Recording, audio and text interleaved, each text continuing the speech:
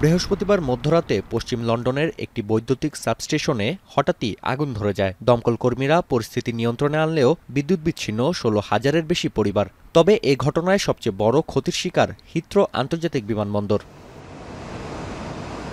আগুনের কারণে বিদ্যুৎ বিভ্রাটের সম্মুখীন লন্ডনের সবচেয়ে বড় এই বিমানবন্দর। বাধ্য হয়ে শুক্রবার সারাদিন বিমানবন্দরটি বন্ধ রাখার ঘোষণা দেয় কর্তৃপক্ষ।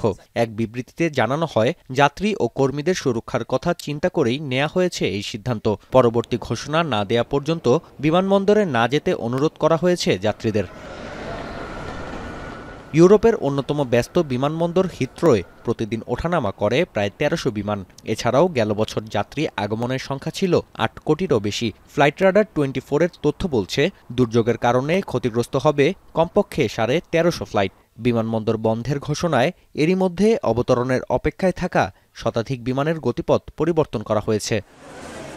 এদিকে আকস্মিক এই ঘোষণায় এডিনবরা, গ্লাসগো ও এবারডিন বিমানবন্দরে বেড়েছে যাত্রীচাপ। সঙ্গে যুক্ত হয়েছে যাতায়াতের অতিরিক্ত খরচ।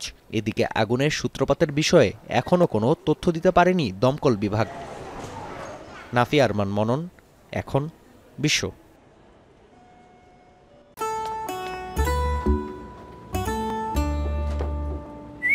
এই ঈদে জুয়েলারি ক্লোদিংয়ে বিকাশ পেমেন্টে ডিসকাউন্ট।